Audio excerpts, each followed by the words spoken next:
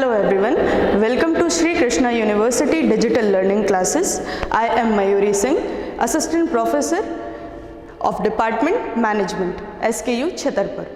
Today we are discussing the subject Principles of Marketing. The topic is STP approach, जिसको हम full form में कहते हैं Segmentation, Targeting and Positioning. The three major steps that we have taken for the marketing ahead. Let's start. The first situation is segmentation. Marketing शुरू करने से पहले हमें मार्केट को छोटे छोटे हिस्सों में बांटना पड़ता है, जिसको हम सेगमेंटेशन बोलते हैं, जिसका बेनिफिट ये होता है कि हम मार्केट के लिए कोई भी प्रोडक्ट ईजिली और परफेक्टली बना सकते हैं. तो what is segmentation? Division of heterogeneous market into a homogeneous market segments. किसी भी तरीके से अलग अलग आधारों पर हम एक बड़ी फैली हुई मार्केट को छोटे छोटे हिस्सों में बांट देते हैं, जिसे सेगमेंटेशन कहा जाता है. इसी को हम सब मार्केट्स भी बोलते हैं. This is example. ये हमारी हेट्रोजीनियस मार्केट है, जिसको हमने अलग अलग निकाल कर होमोजीनियस फॉर्म्स में डिवाइड कर दिया है.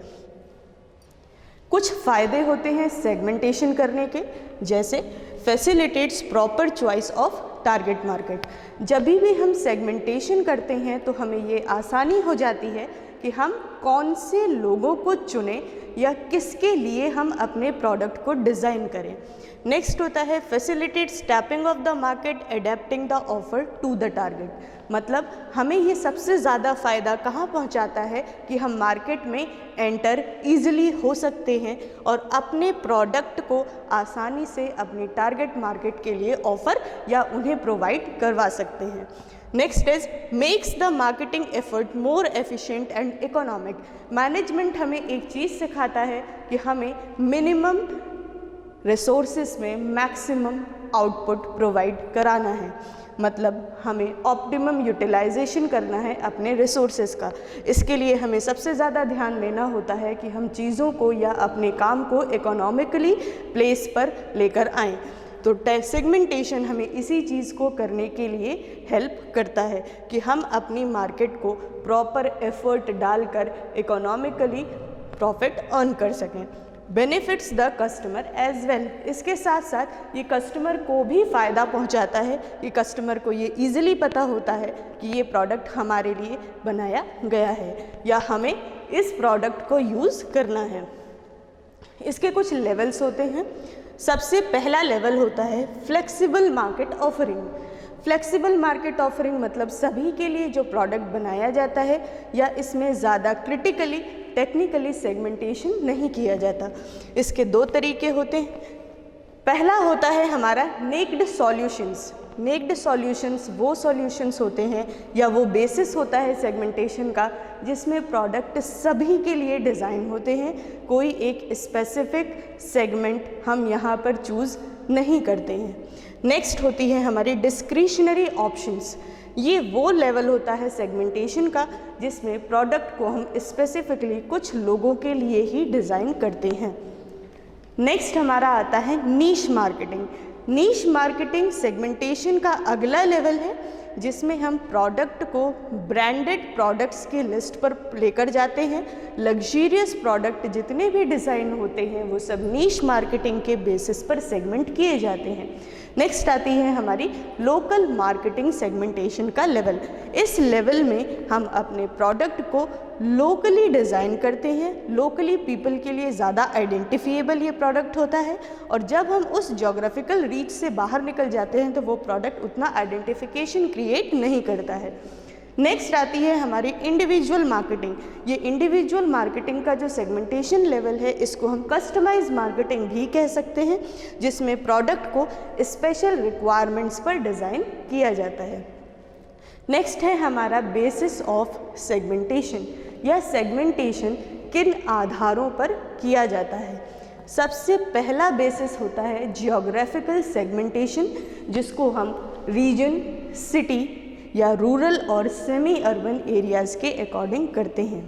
लाइक अगर हम ज्योग्राफिक सेगमेंटेशन कर रहे हैं बेसिस इज रीजन, तो इसका एग्जाम्पल है कि अगर हम जब 4 व्हीलर्स डिज़ाइन करते हैं तो जब हमें ये प्लेन्स के लिए या समतल जगह के लिए डिज़ाइन होती हैं तो ये नॉर्मल 4 व्हीलर्स या कार्स हैं जिनको हम डिज़ाइन करते हैं जिनका इंजन थोड़ा नीचे होता है।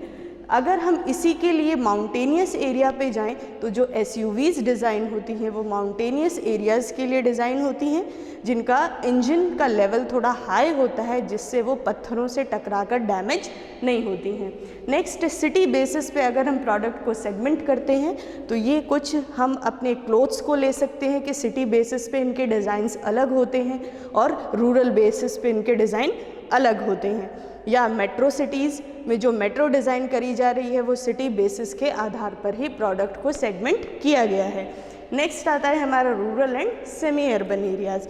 इसके लिए एग्जांपल अगर देखा जाए तो ट्रैक्टर है जो वो रूरल एरिया के लिए डिज़ाइन हुआ है, ये एक एग्जांपल है ज्योग्राफिकल सेगमेंटेशन का। नेक्स्ट हमारा बेसिस आता है डेमोग्राफिक सेगमेंटेशन, जो सबसे ज़्यादा यूज़ में लाया जाता है। जैसे इसको हम एज और लाइफ साइकिल स्टेज के अकॉर्डिंग भी ले सकते हैं, ये भी इसका एक बेसिस है।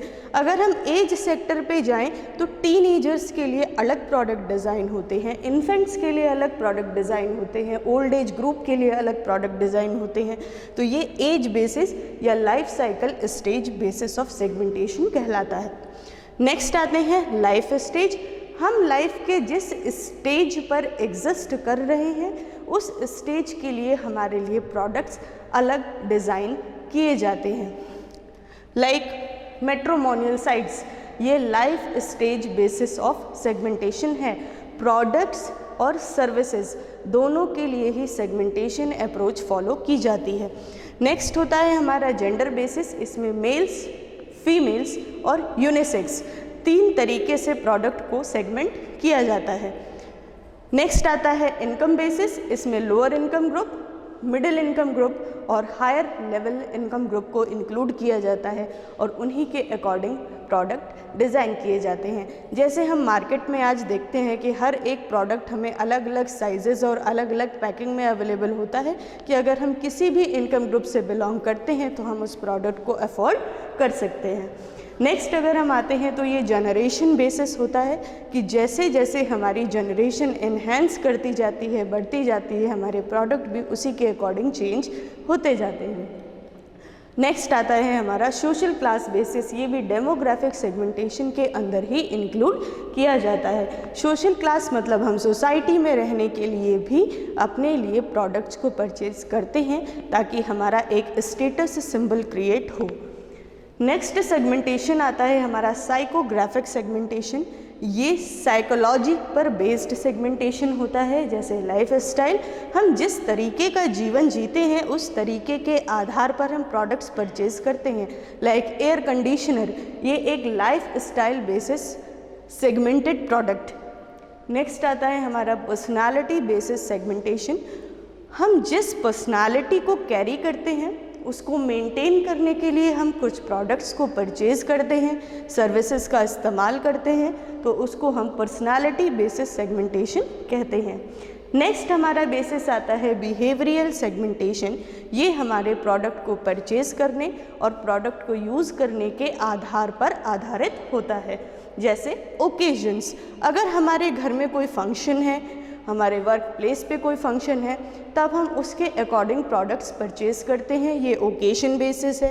नेक्स्ट बेनिफिट्स, हमें किसी प्रोडक्ट पर ऑफर्स मिलते हैं, सेल लगी होती है, तब हम प्रोडक्ट्स को ज़्यादा परचेज़ करते हैं, ये भी एक सेगमेंटेशन है। यूज़र स्टेटस, हम उस प्रोडक्ट को किस लेवल तक यूज़ कर रहे हैं या किसी प्रोडक्ट को यूज़ करने का आधार स्टेटस क्रिएट करना है, तो वो भी एक बिहेवियरल सेगमेंटेशन कहलाता है। नेक्स्ट आता है यूसेज रेट, जिस आधार पे या जिस गति से हम प्रोडक्ट को इस्तेमाल करते हैं वो यूसेज रेट सेगमेंटेशन के अंदर आता है। नेक्स्ट स्टेप आता है after segmentation is market targeting.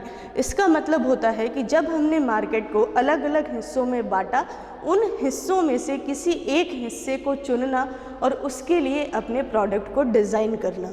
Like targeting means choosing one's target market.